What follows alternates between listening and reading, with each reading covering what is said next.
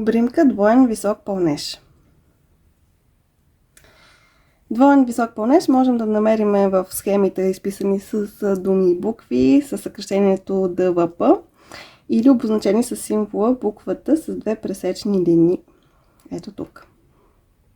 В американските схеми обикновено тя се нарича treble кроше или triple кроше, съкращава се TC, а в схемите от Великобритания се нарича double treble кроше и съкращава DTC.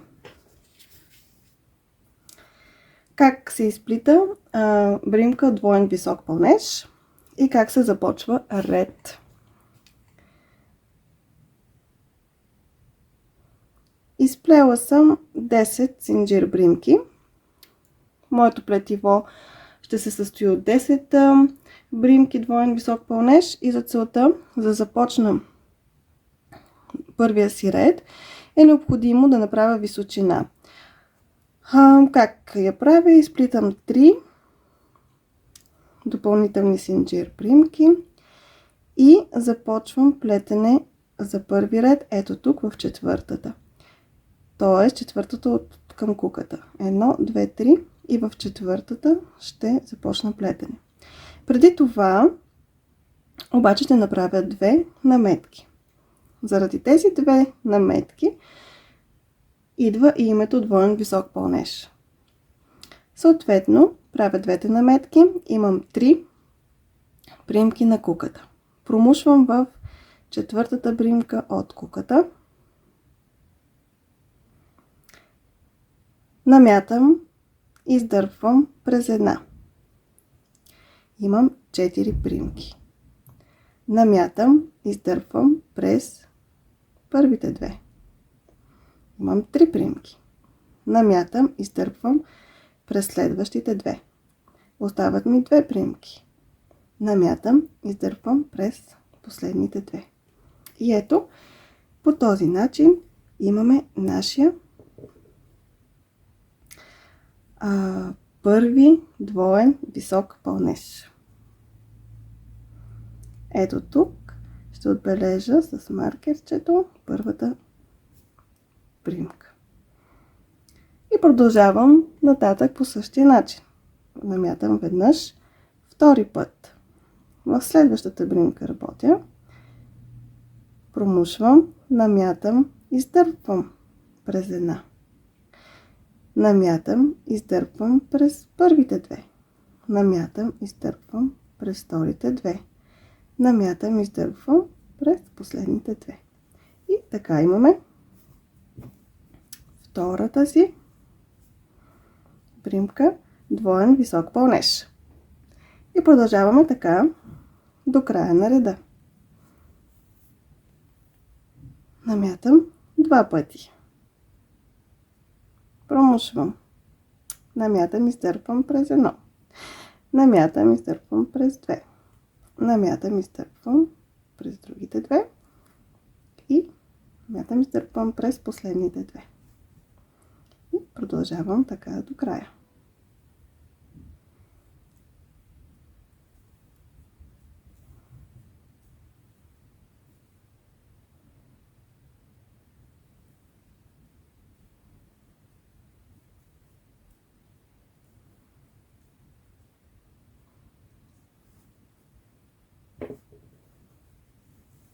Ето първите 1, 2, 3, 4, 5 бримки. Остават ми още 5 до края на реда. Намятам 2 пъти. Промушвам. Намятам, издърпвам през 1. Намятам, издърпвам през 2. Намятам, издърпвам през 2. Намятам, издърпвам през 2. И това е ритъма на двоен висок пълнеж.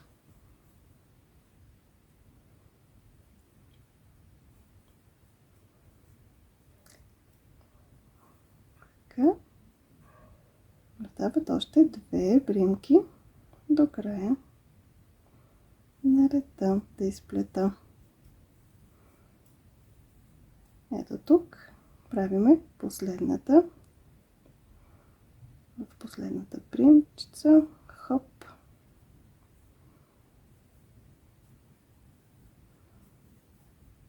И ето така. Имаме нашия първи ред с двоен висок пълнеж. Как броим? Броим по стълбчетата. 1, 2, 3, 4, 5, 6, 7, 8, 9, 10. Или броим отгоре бримките. 1, 2, 3, 4, 5, 6, 7, 8, 9, 10. Както можете да се досетите, освен двоен висок пълнеж, може да имаме троен висок пълнеж, четворен висок пълнеж, петорен, шесторен, където си пожелаеме.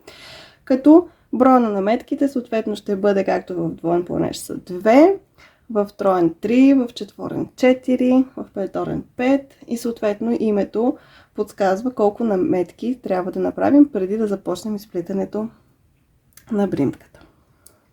Как ще започнем нов ред с двоен висок пълнеж? Единият вариант е да направим височина от 3 синджир бримки плюс една четвърта, която ще играе ролята вече на първата бримка от втория ред и завъртаме плетивото и работиме не в първата, а във втората вече, защото този синджир бримки играе ролята на първа бримка, като правим пак две наметки. Едно го пропускаме, отиваме в 2 и сплитаме стандартно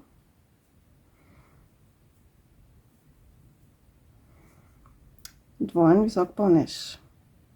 И така продължаваме.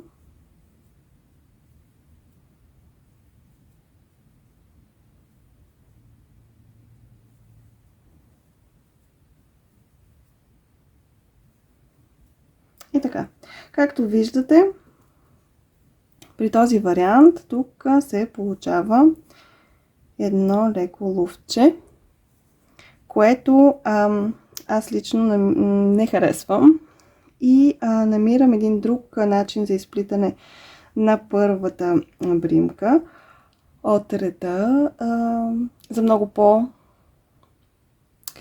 и така добре издържан начин. Сега ще го покажа. След като сме завършили последната си бримка от предходния ред, без да правиме синджир бримки за височина, директно завъртаме плетивото и изплитаме 3 бримки нисък пълнеж, една върху друг. Ето по този начин. Това е първата. Тук в долното рамо, да го наречем, долната примка от бримка висок пълнеж, ще изплетеме втората.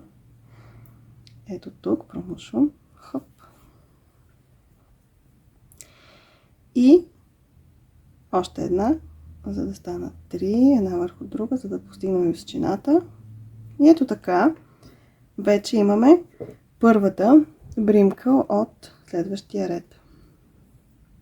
Отбелязвам тук стандартно с маркер първата бримка. Въпреки че при двоен висок пълнеж бримките вече са доста по-видими. Не е както при нисък пълнеж, да кажем, където можем да я загубим лесно, или при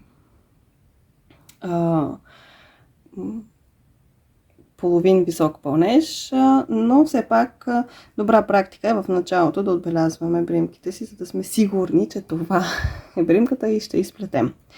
И продължаваме стандартно, вече в следващите бримки изплитаме двоен висок пълнеж до края на реда. И когато хванем темпото на бримката и на нейното плетене, движенията вече стават от само себе си и плетенето се превръща в медитация.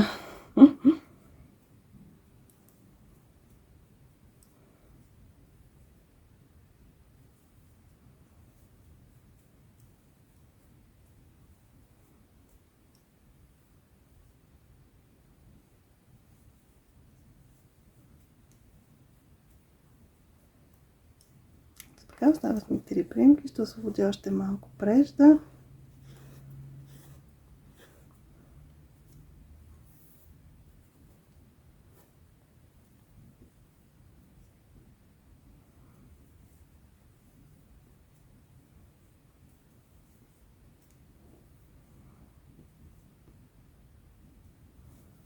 Вече съм в предпоследната бримка.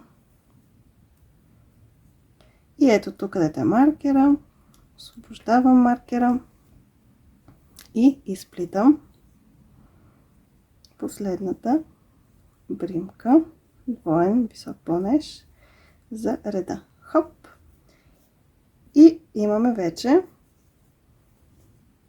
2 реда